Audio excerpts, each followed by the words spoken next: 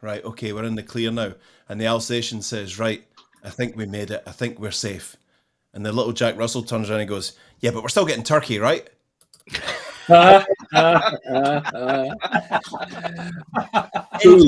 Endless supply of high watermark comedy. And Brilliant. and that. And that. and that, yes. Yes. So welcome everybody to this week's digital download and the last of 2022. And what a year it's been. It's been our first full year of digital download because we started kind of midway through the previous year, didn't we? The longest running business live stream on LinkedIn. In the world. In the world. Yeah. In the universe. Yeah, so how very exciting. And I think that this is a great time of year for all of us. I mean, the problem when you go on vacation during the year is that everybody else is still working. So you inevitably come back to this mountain of work and catching up that you need to do. And the lovely thing about Christmas is whether you celebrate Christmas or not, basically the whole world shuts down. So you can put your feet up, eat too much, watch too much TV, and know that actually people aren't sitting there waiting for you to come back from your holiday. So it's a nice opportunity to really to reflect on what's happened during the last year and think about how this informs what we do during the year that we're about to head into. And you know, when we look back over what's happened this year, you know, we've talked about networking, we've talked about storytelling, we've talked about personal development, we've talked about ASMR, we've talked about coaching, video, the Great Resignation, sales in Q4, Gen X, the power of live streams. We've had great guests on that have joined us about doing some ASMR. That's for his OnlyFans page, though. We've had guests on that have been experts in gratitude, in data, in entrepreneurship. We've had Brent from the Challenger sale. We've had conversations about the future of work. We've had conversations about creators. We've had some aha moments, loads of aha moments for me, certainly.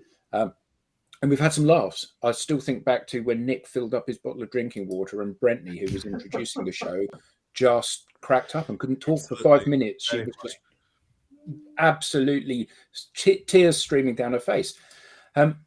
So you know, we've learned a lot and we've covered a lot of ground, I think, during the year. So what have you guys learned? So before we ask that question, let's go around and introduce ourselves. Eric. Hi, I'm Eric Doyle, based in Aberdeen, Scotland, and we are Crux, and we are partnered with DLA Ignite. Tim. Hi, my name's Tim Hughes. I'm the CEO and co-founder of DLA Ignite, and I would just like to point out that somebody has a TED Talk out today. Yes. That's cool. Which means it. Whoa, Alex, easy, Tiger. That's private.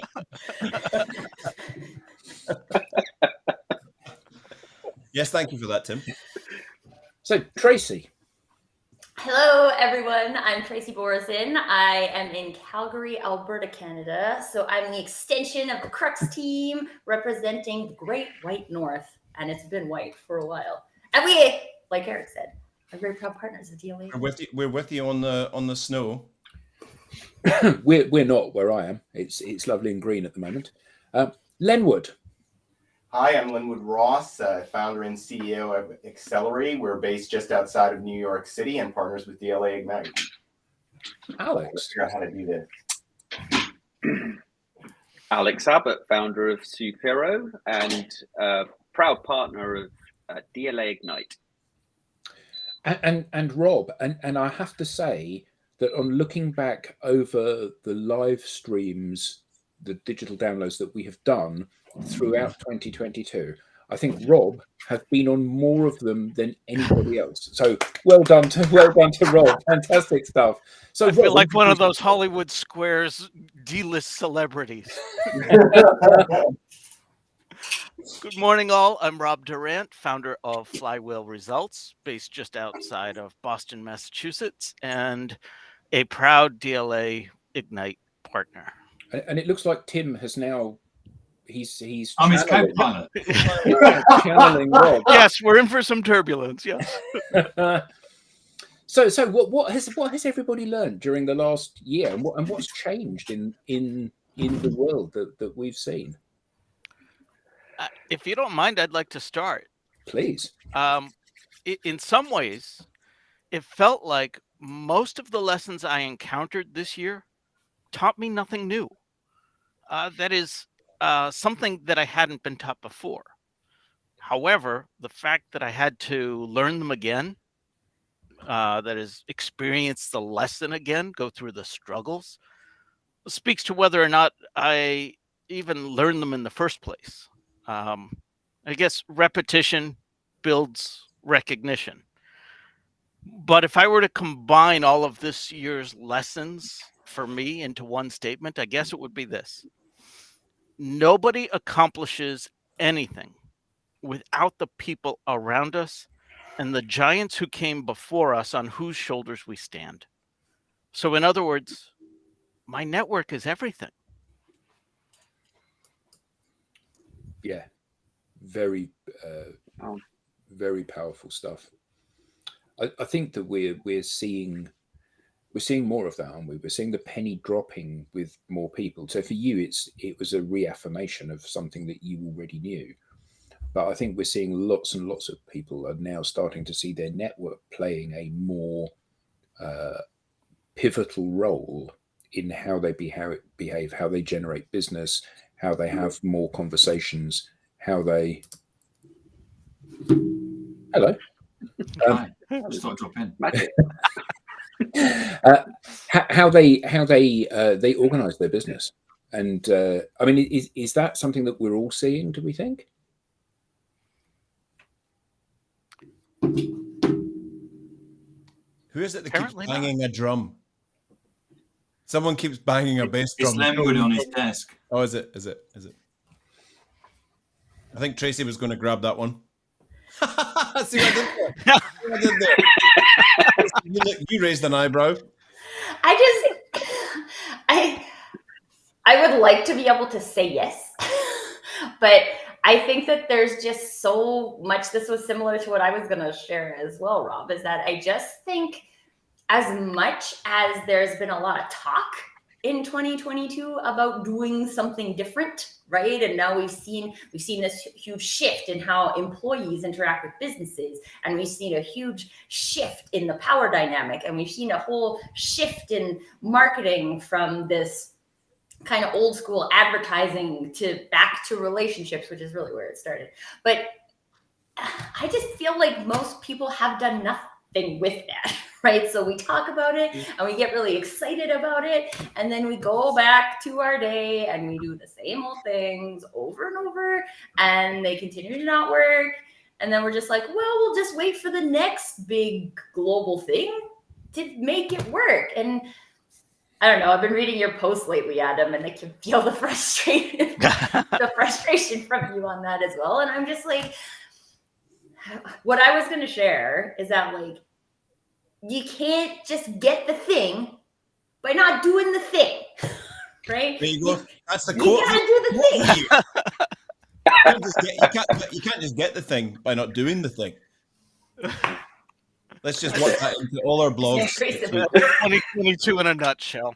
That's true. But if you think about what we have shared with our audience over the last 3 months in particular, you know, we've had deep industry experts that have got specialisms that, you know, we all have a little bit of an understanding about data.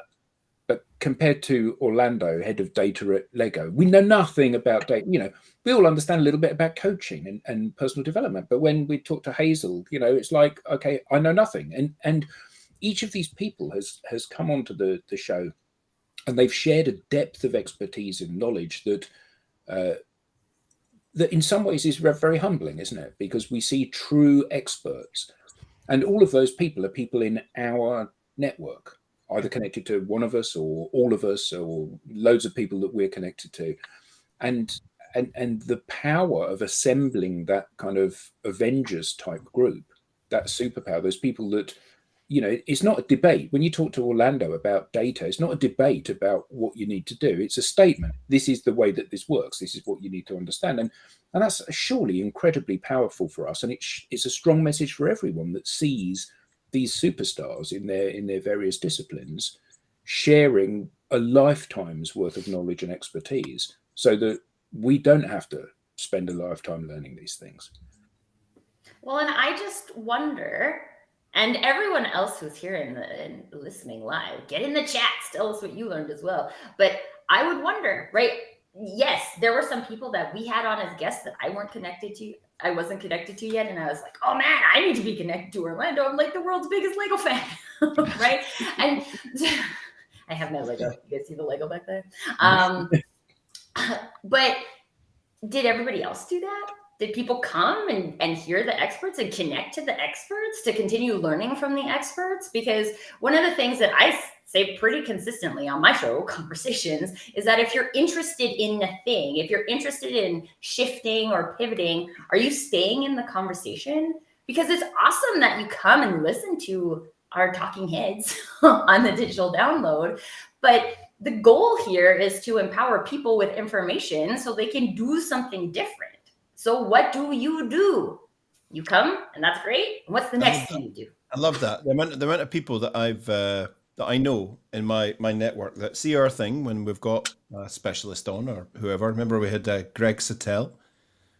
Someone contacted me afterwards and said, I really enjoyed your show today. That was really, really cool. That guy could probably really help us with some of his thinking, and that's really, really cool. And I said, well, why don't you reach out and connect? That's why we do these things. That's why we bring these people on. Oh, no, I couldn't do that. Yeah. Well, what would I say?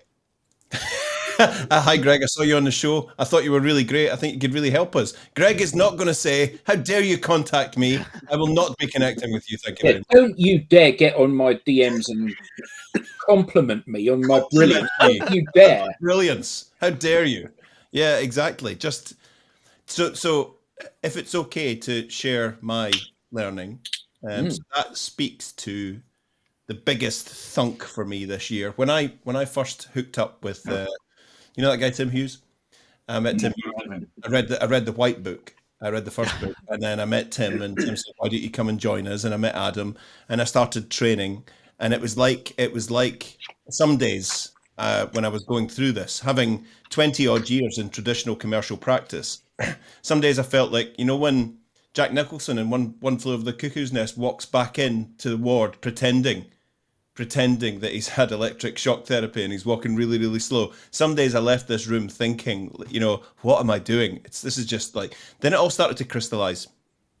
Slowly but surely it started to crystallize.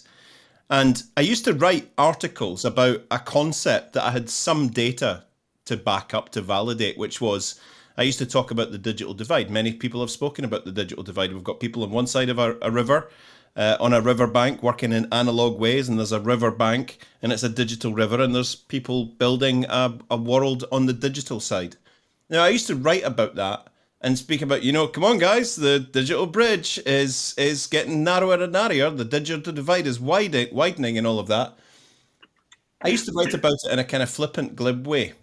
You know, I was just trying to express to people that there is a divide here and all of that. Never have I understood a concept more and actually seen practical evidence of it, the digital divide, than this year. It all came, all the dust cleared.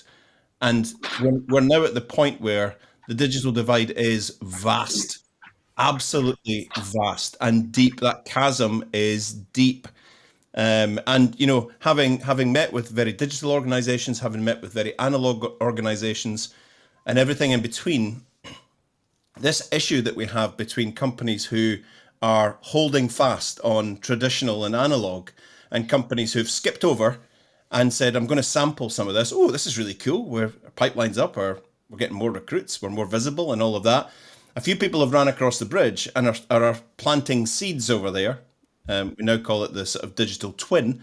I've never seen, and it's actually beginning to make me nervous. I'm not at the frustrated level. I'm nervous now when I talk to companies who are holding fast because of old-fashioned ideals. I don't really think it's for us. I don't think we're a digital company. I don't really think our industry is digital. Well, let me show you some stuff. Let me show you blah blah blah blah blah. Who are your target clients? Give me 3.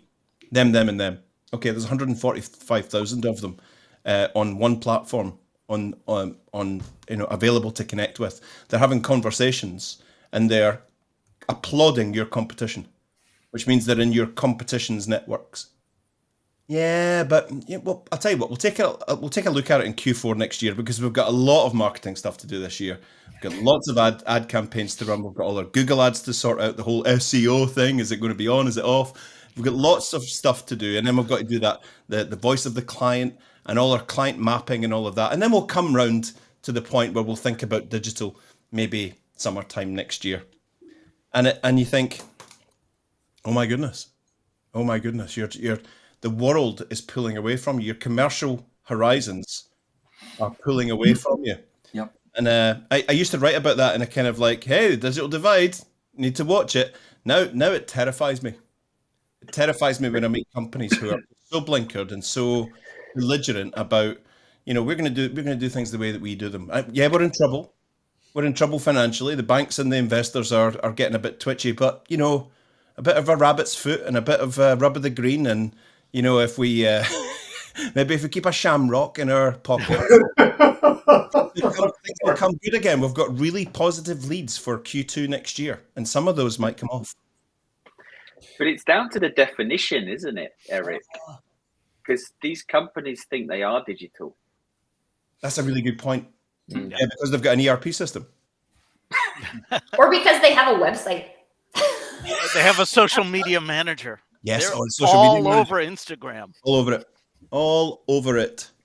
Yep, absolutely. So that is so it's now gone from a thing I used to write about and try to crystallize it in people's minds about this digital divide. We now talk about the digital twin and how it's in most industries and most sectors. It's in the build, and we showed demonstrable proof. So here is your analog industry, which is failing. Your analog commercial practices are failing to deliver against your targets and against your investors, shareholders, stockholders' expectations. There's a curtain through there, and the digital twin of your sector is growing.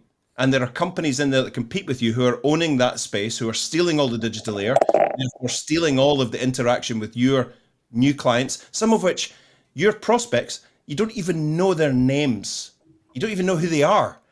And your competition are harvesting all of that and rolling about in all that digital fun on the digital beach. I'm just going to throw lots of digital things in here. Eating digital sandwiches, drinking digital beers, having a great time. Just absolutely. Not only are they killing it commercially, but they're having fun. And you guys are sitting biting your fingernails and chain smoking and drinking continuous double shot or espressos, panicking about the future, but holding fast that it'll come back. It'll come back the way it was, and it really worries me. End of. But isn't there this thing like you get a new video recorder? Clearly, it doesn't work that way anymore. But you get a new video recorder, you have a flick through the instruction manual, and then you end up saying, actually, I'll get my wife to read the instruction manual and she can program the video. And it's a combination of fear of doing something wrong, and it's a combination of sloth. It's the fact that I don't want to invest the time in learning about this in order that I can be comfortable. And I think that's a basic human trait. You remember, when word processing was a relatively new thing. I do. And you would show somebody how to set up tabs and how to set up decimal tabs on their spreadsheet. So when you were doing a proposal, you would type in project management tab, and then it would write in from the right-hand side. So when you put in $1,700, it would go, move in from that side. And you would show that, say to somebody, look, here's what you need to do. Here's how you need to do that, because you're currently just pressing the space bar many, many, many times to move the digits over. And it takes a lot of hassle. It takes a lot of time. And they go, yeah, but I haven't got the time to learn how to do that. But it takes you 2 minutes to learn it, and it will save you 5 minutes on every document you ever produce from now forward. I haven't got time to do it, though. Yeah. And people are too busy doing the things that soak up, that are demonstratively not delivering value. The protesters arrived. Oh, yes. Yeah, the propeller head. comfort factor is huge. And I guess in so many things in the world, even, doing something is better than doing nothing at all. So, we don't know how we need to do this social thing. We don't know how we need to grow a network. But what we do know is how we send out emails or place adverts, because we've been doing that for a decade. So we'll keep doing that, because once upon a time it worked. Well, there's also that time factor. I still have to do everything that I'm doing. And then you want me to add this on? There's only 28 hours in a day, and I'm working all of them. Yeah. Because none of us have ever done anything that wasn't purposeful in our business day. Yeah. I just had to go away and we've got really, really, really high tech in the Doyley house. We've gone from zero to hero in the tech. I'm really impressed, and I don't want to be showing off, but we invested heavily in this. I don't know if any of you will recognize one of these. Ooh. Oh, yeah. Oh, lovely. Cutting edge. Cutting edge. Cutting some slides. Nicholas loves it. Yeah, Sarah, it sort of came across or inherited through the family about 500 50s, 60s, and 70s slides. So she went onto eBay and bought one of these, and honestly, I'm so chuffed. It's actually one of the coolest retro devices we've ever had. So we're doing a slideshow on Christmas Day for all the oldies. I remember when I was working in my first marketing agency. The first time I was working in a marketing agency, we were doing a big presentation in the Netherlands, and we had hundreds and hundreds and hundreds of slides, and they were run by having a projector screen and two projectors. You go from one to the other, one to the other, one to the other, with a carousel on. And obviously they had to be in exactly the right order. And it was most unfortunate that I dropped one of the carousels. Oh, no. So I just kind of put the slides in, hoping they're round the right way and up the right way, and just made my excuses and left. See, when you think about our development, in my lifetime, my commercial lifetime, we used to write on acetate slides and coloured pens and put them on things for presentations. I mean, my goodness. And the other day I got artificial intelligence to write me an article, and so did Tim. Yeah, we've come some way, haven't we?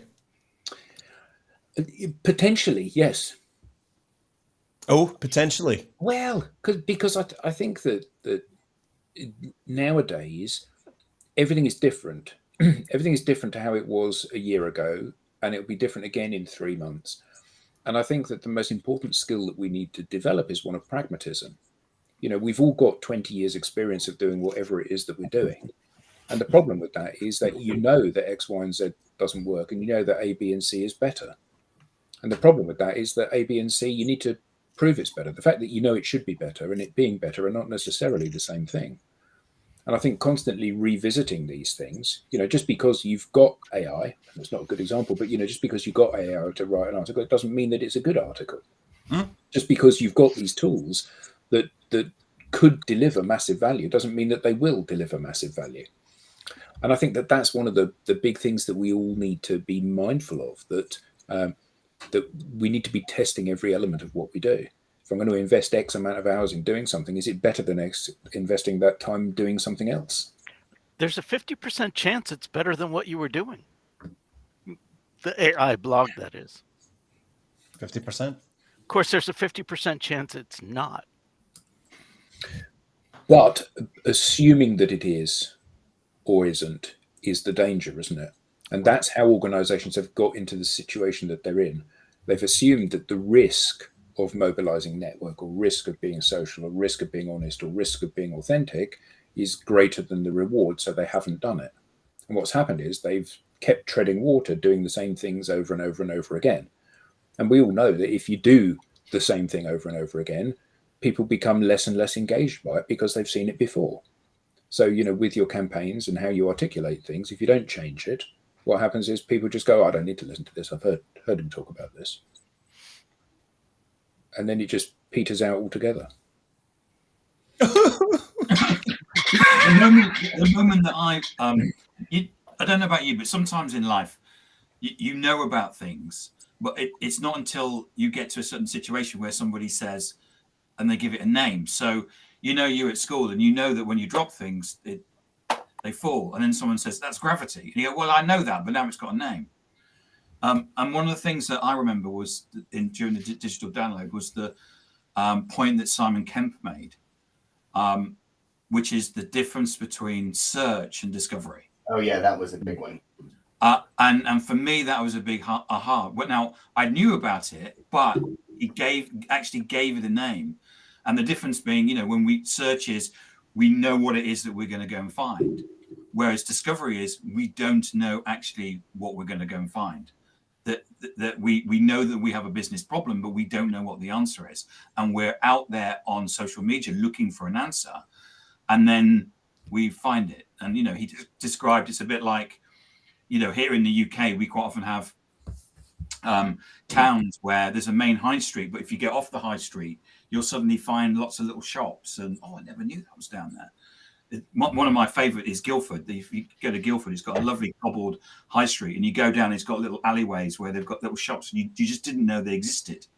And that was, for me, was probably one of my favorite moments, was the Simon Kemp, where he said, and he actually described the fact that this need for discovery. He talked about it.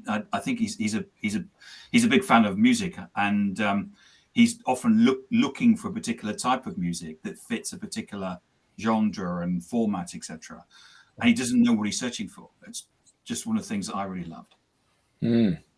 I love the fact that, these like inadvertent alleyways that he finds, Julie's like, oh, and there just happens to be a used vinyl shop down here. That's amazing. It funnily enough, it is fantastic. We go to all kinds of strange places, and all of a sudden I'll go, I think there's a vinyl shop down here. It's quite powerful, the internet, It is absolutely. Yeah, often that's the case. So who else has got a learning from this year? I would say, one of the big, aha moments, or this is sort of a big conceptual thing that has really resonated to me, which is how much of what we do from a commercial perspective is really driven by behaviors, and how when we try to measure or predict what future outcomes will be, we're looking at past behaviors. And when things change and those past behaviors no longer reflect what may happen in the future, we're in that time right now. For those don't know, whether it be talking about the labor market or economies generally, we're in a time where things are really unpredictable, because the past is no longer informing the future. Good point. Yeah, I think that's a really good point, and I think that I think that's true in terms of the operational parameters of a business, but it's also true in terms of whole industries. Yeah. So industries that have been safe places for you to put your bets previously. I'm going to become a lawyer. I'm going to become an accountant. I'm going to become a whatever. Actually, those industries won't exist in the way that they exist a decade from today.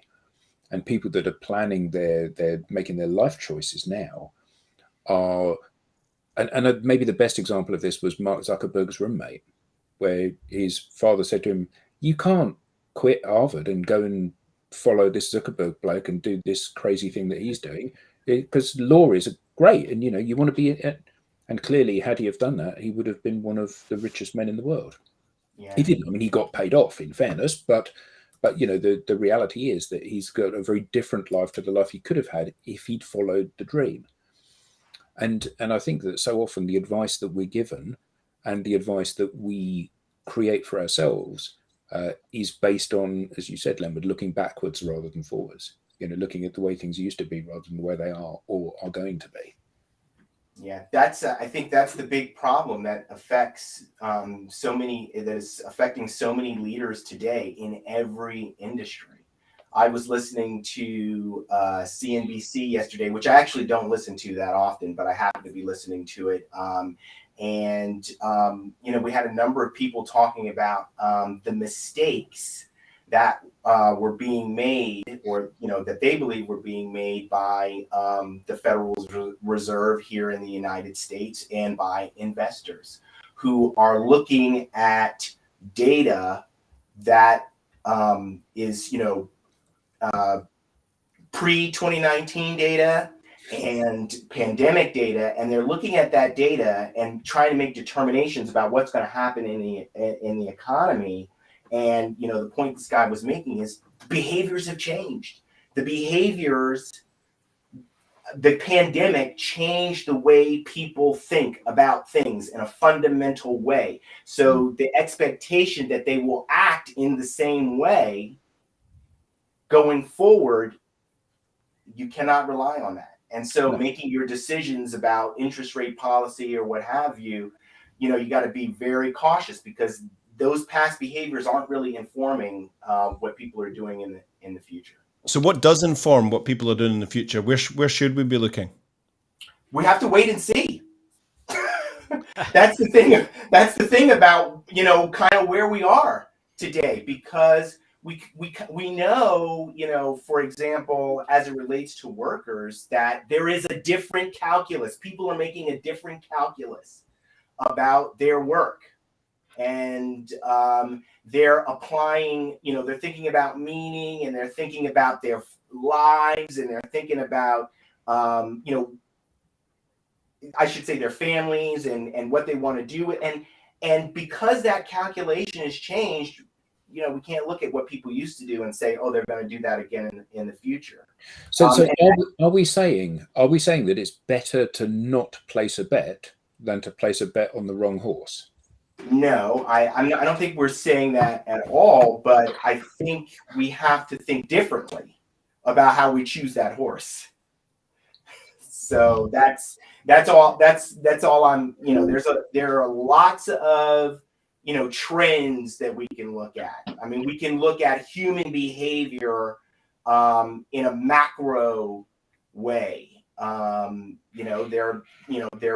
are a number of, people, there are givers and takers, you know what I mean? You gotta look at it, look at sort of the big things, and make decisions in that way. But you can't, for at least in this context, the Federal Reserve context, you can make a policy decision because you're expecting people to behave in the same way they once did, because we know there have been huge cultural shifts. So anyway, that for me, the human behavior, whether it's how people are responding to, the digital trends, how people think about innovation, their obstinance, their complacency, just the human condition continues to surprise and marvel me. I'm learning more every day. I'm thankful for the network I have. I'm thankful for LinkedIn and my ability to connect with people and ask them what they're seeing, always testing my perspective. Because it's often off. And I think maybe that's it, right? Like, instead of assuming we're going to be right because we've always been right before, just being curious about what, like, now this is different. So what can we look at? What data haven't we collected before that might be more telling about where we need to go? And one of the things that just kept coming up for me, Glenwood, when you were sharing, was just that we want to talk about the future of work. We know the future of work isn't going to look like the past of work, but what about creating the future of work, right? There you go. We have the opportunity to create that. And we know, I mean, we talk a lot about these types of things on this show, the relationships between people, right? Networks and building that. And these are all human-based activities, right? They're not necessarily dictated by technology. They can be supported by technology, but we can create, we all have the ability to create what the potential future of work looks like. But if we sit back and wait, then we're not in a mode of creation. Yeah, when you were talking, it made me think about experimentation, right? How do we know what will work? Well, we got to experiment. We got to test things. Look at Bitcoin, crypto. They try, yeah. But it's easy to scoff at it and laugh at all the people that wasted millions and thousands on. But that's people trying to create something new, and it might come back in force, slightly different shaped, but it's part of the evolutionary process is to try and fail and improve and keep pushing boundaries. Absolutely. I agree, Eric. Unfortunately, it's one of those things that happens. Yeah. I think Nicole, is it Kunas has put the biggest comment we've ever seen. That's huge. So seeing as we can't read it all, I'll read it. Yeah. So it says, the language that we have used well forever is dark, forbidding. People as individuals tend to see the dark side of opportunities. I always suggest the double-sided coin. Which side of the coin do we choose to work from? On a daily basis, we would work and choose and love. Oh, there's loads more things coming in, so keep bouncing up. Right. Will we work and choose the love from that side that suggests dark times now and dark times to come? When we consider wait and see, people do not necessarily understand the actual power that each of us has over our own state of mind, our own happiness.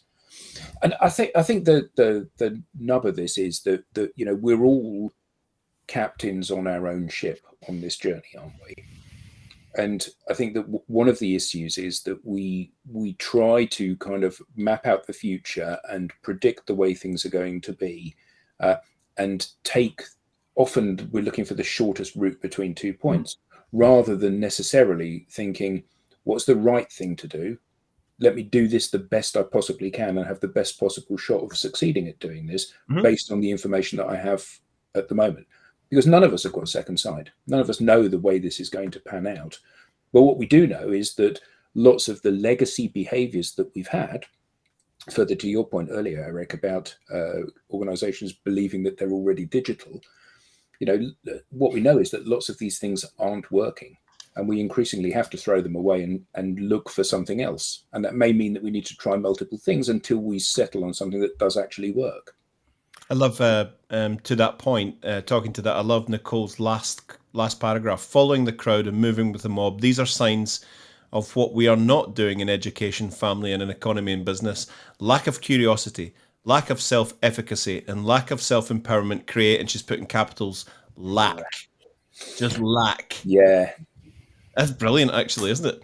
I might go and register a company just called Lack. What do you guys do? Nah, nothing. I'll buy some. So we've had loads of stuff that we've learned from the last year. The power of our networks, the people that we're connected to, these experts that we encounter, and the education that we get from them, either stuff that we're learning which is new, or stuff that we're having restated to us that we already know but we haven't actioned or hasn't really resonated with us previously. So what are we all going to do moving forward?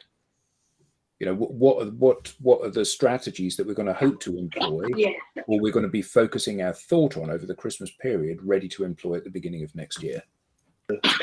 I'm going to do the thing. Yeah. You can't get the thing if you don't do the thing. That's right. Or so I've heard. So go do the thing. But it really works, right? If you're like, we need more business. Okay, so the things we're doing aren't bringing us the amount of business that we want. So what are we going to go do to get more business? And we might go and do some things that don't work, and that's fine. But I think it's really about just letting go of the business ego and saying hey, we've done this. It's actually funny because the very first company I worked with when I graduated was a retail furniture company. And retail furniture is still very TV ad and flyer driven, right? It's old school in that methodology. And I remember someone saying to me once, we have to be on TV because all of our competitors were on TV. And I was like, that seems like a bad reason. But I was 23 at the time. I'm not making decisions, right? But if we continue to not ask, if we continue to just say, this is what it is, and it's always going to be this way, then we're all getting ready to become Blockbuster. We're all doomed. Yeah. Like, I don't want to be Blockbuster. I don't think any of us want to be Blockbuster. Nicholas, do you want to be Blockbuster? No. No. Brilliant. So like, but we do that because we sit on our laurels, right? We're just like, hey, this is good, but we're not even in the state of feeling like this is good anymore. So now we're just saying like, oh, this is painful, but let's just sit here. You gotta go do some things, people. There's a TED talk that I keep watching at the moment by this guy called Eric Doyle, and he does this thing in it where he says everybody's just keeping their heads down and they're not looking up. Do you remember the bit, Eric? Where Yeah. Because that all makes it and make us blind to opportunity because our heads are down. Yeah. You know it off. You must be watching it a lot. You know it off by heart. And it's just like that at the moment where people just seem to just have their heads down and they don't want to look up or look side to side and see what's actually going on. It is very, very strange. I came across a quote this week from Warren Buffett, which is, if we're moving into a recession or a downturn, which it looks like, his quote is that when the tide goes out, you can see who's swimming naked. Oh. And I think that we're in that situation where we are going to see a massive change in 2023, because if we do go into a downturn, there's a lot of people that at the moment think that they're invincible. They're doing things, but it's only because the market is buoyant for them. And the moment that there's an element of a downturn, things are going to get sticky.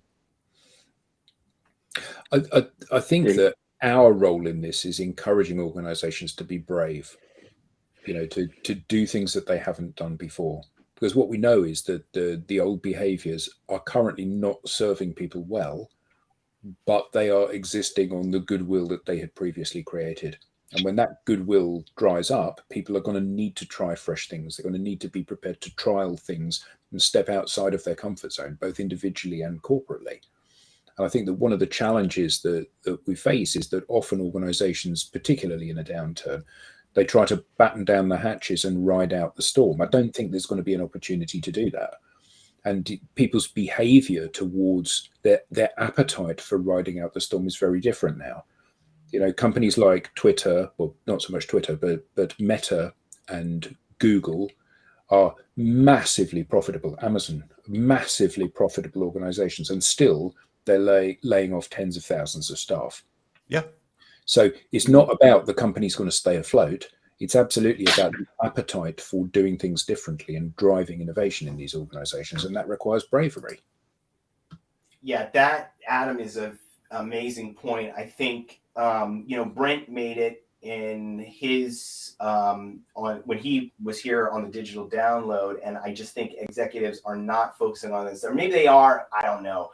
But in a differentiation, that is the key. And I think that's very different than the way business worked before. I haven't really thought that deeply about the past because I'm so focused on helping companies to get to a place of being innovative. But, that's the ticket, as they say. You've got to constantly be thinking about how you're going to create value, not for yourself, for your customer, for your network, and differentiate.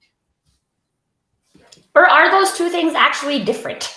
Right? Because I would say that most of those things that create value for those people also create value for yourself. Yeah, but it's the focus. If you're focused on yourself, how can we get for ourselves? That's like a dead sea. No channel. You've got to constantly looking out. Create value, pushing value out, and then it will come back. Well, I think that's one of the interesting things, isn't it? And we said about, the fantastic guests that we've had on, the debates that we've had on this during the course of the year. We've been able to leverage the power of our networks, bringing really interesting people in who have had a different perspective on things and true expertise. And most of the people in all of our networks are experts at something. Most people know more about something than we know about that thing. And the people that create that thing that you were saying, Lemma, where you're pushing things out into your network, that it is that nature of selflessly sharing your expertise and empowering people that ultimately makes you trusted and makes you visible and makes you the go-to person for that. And it takes time to develop that, but it's something that we all need to develop. Ironically, it was the norm in terms of doing business 30 years ago. You would go to events, you would go to breakfasts and lunches and Chamber of Commerce events, and you would meet lots of people, and you would listen to them speak, listen to them educate you about what they did and why that mattered, and then you would do the same back for them. And increasingly, the people that are successful in this space, in this new digital space, are people that are employing those old skills, but on a digital platform. People buy people. It's always been true. It will always be true. Not if you're buying chocolate bars or training shoes, but if you're buying big B2B transformational strategic purchases in whatever format they are, you have to believe the person that you're speaking to, and taking that the trust and belief takes time to build. I think that people by people thing is wearing thin in 2023, going into 2023. What is it about people that people buy? And I think that's the bit we need to home in on. What is the thing about, because it's not just people buy from people. People buy from people. Why? Or which type of people? People they trust, people they love, people they admire. All these things. All of the above. All of the above. Yeah. Well, and there was something that, sorry. There's a post trending right now on the Crux page. It's going viral on Twitter and on LinkedIn. You can't get the thing if you don't do the thing. So do the thing.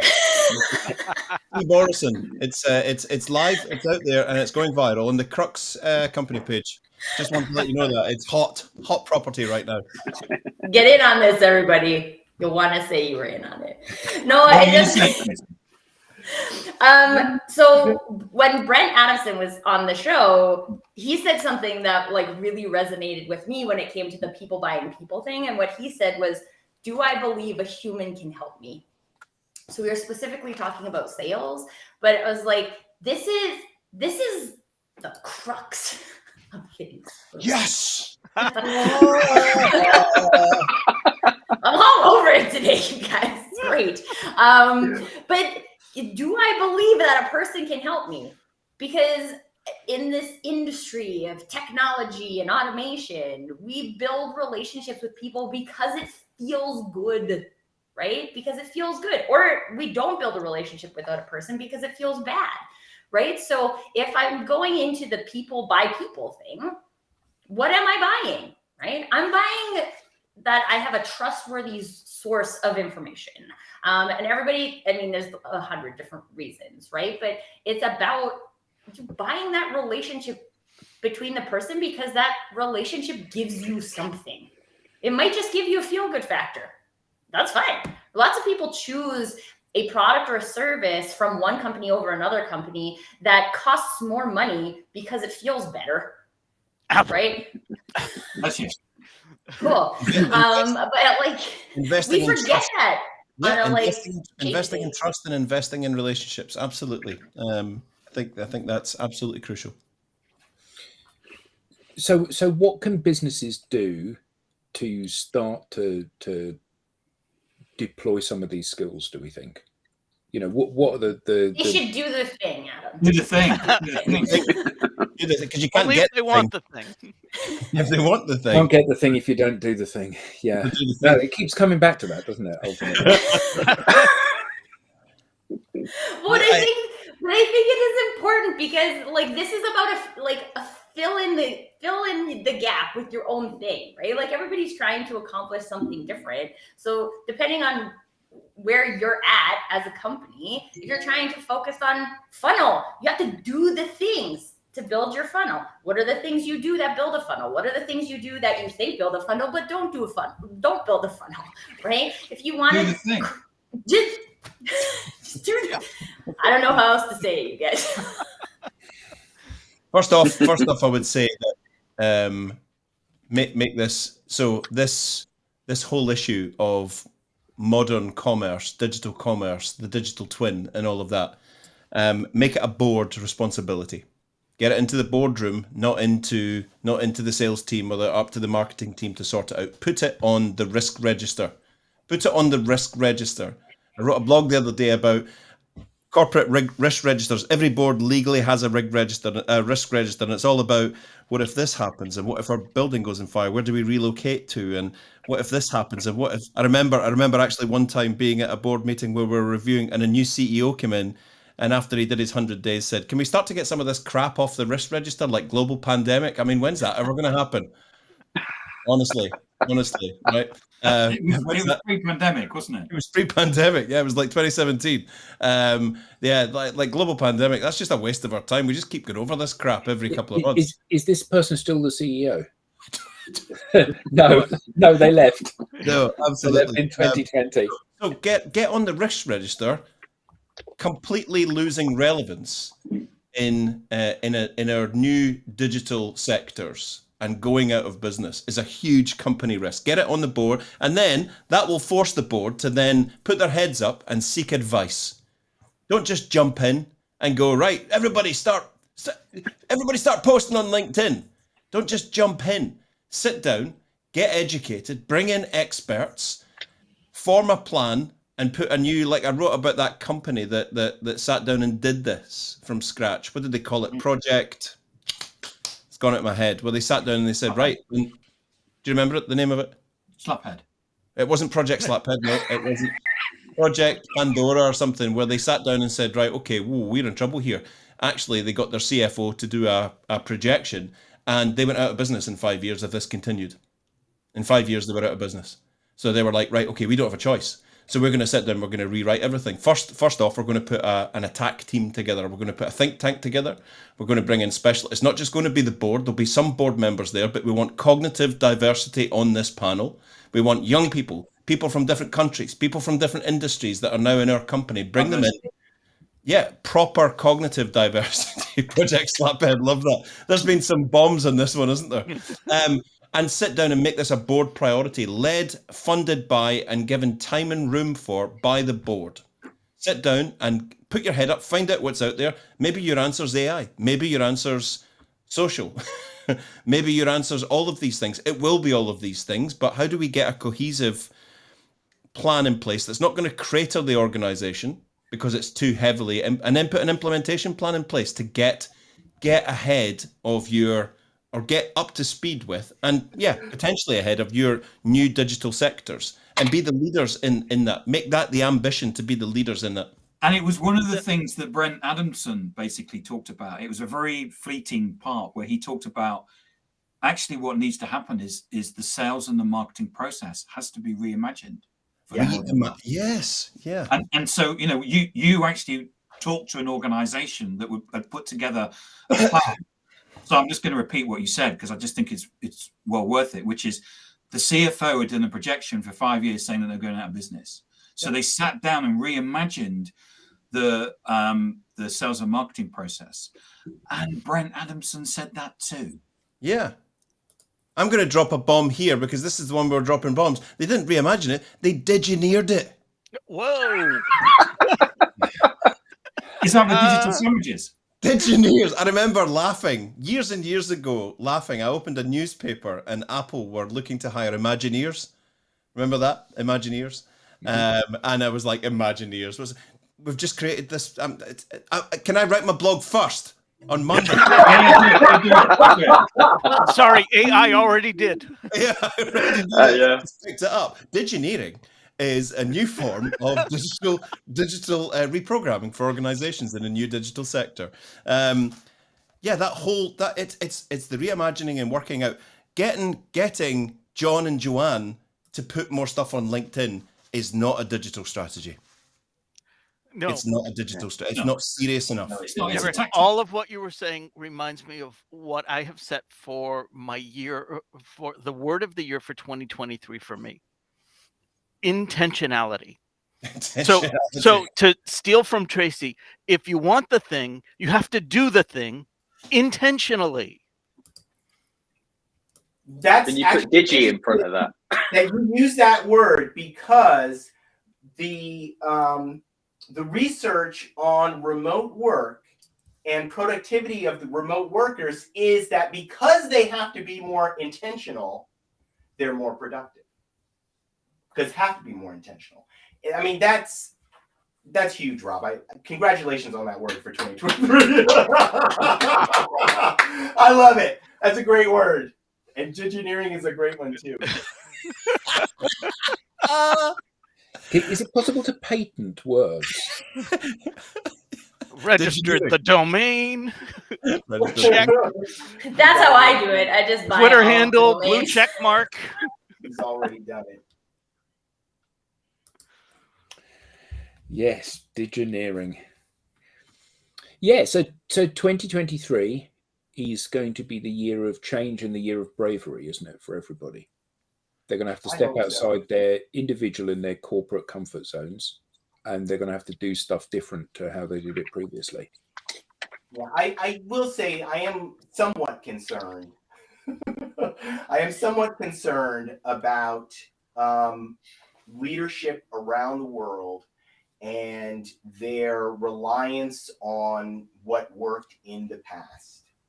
I'm concerned about it. That's all I'll say. It's interesting because earlier on, Carol Jean asked a question about what do you think it means or takes to be brave? And the problem with bravery is that I think people think they can train themselves or get to a place where it feels comfortable enough they don't have to be brave. But the whole point of being brave is that there's an innate fear associated with that. I have to try something I don't think is going to work. And in a lot of corporate work environments, there's no culture of that. Right? Like the culture is we do what works. We do what other people have already proven works, except what we're living in now is an environment where no one really knows how to make this work. And we have to figure it out. And we don't have the practice or the confidence in ourselves to be able to figure it out and maybe get it wrong. Right? It's So fear blame. Fear blame runs corporate America. Nobody wants to be blamed. When do startups flip from failing fast to don't fail? There's a certain bureaucracy. There's a book. Yeah. There's a book. It's called The Founder's Mentality. And they talk about the things that happen when a startup grows to a certain size. And then the managers come in, the corporate people come in, the founders kind of lead, they take their money and go do stuff, and then the mentality in the organization changes. And because we go back to doing it safely. It ultimately kills growth. Because we go back to what's safe. Someone else has proven that this is safe, and we want our company to safely grow, and therefore we'll invest in the thing that is safe.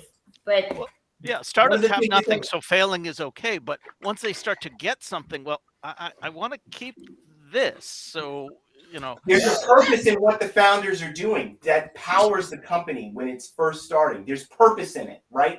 There's a problem that they're trying to solve and they're passionate about it. And so they go deep on it. When the managers come in, their passion becomes the numbers and what Wall Street says. Yeah. And so they start cutting things and doing things that destroys what created the company, what made the company great. So that's why they call it the founder's mentality. They got to get back to that passion for the customer and helping the customer solve their problem. That's what is powering the company. Vote for Senator Ross. Yeah. I was just thinking exactly that. Not passionate about this at all. There was proper passion there, wasn't I there? love it when Lenwood gets up on the balls of his feet and he's like, "Now listen to me." And I can I just say I'm gutted. Digineering is a digital marketing agency in Johannesburg. Oh, Eric, I'm sorry. It was. It was. Leave that to me. Leave that to me. But bring the power of social to bring them to their knees. to full bear on them. Yeah. So we're at an hour. Thank you all for a wonderful roundup for the year, and for what fantastic content from the audience. Absolutely brilliant thoughts and ideas and perspective on things. So everybody have a lovely Christmas and a very happy New Year. And 2023 will be an interesting year for all of us. And yes, you can't get the thing if you don't do the thing. So do the thing. Do the thing. And have a lovely break, everybody. Let's go do intentional things, everybody. Engineeringly. Bye, everyone. Thanks, everybody. Bye. Thanks to the audience.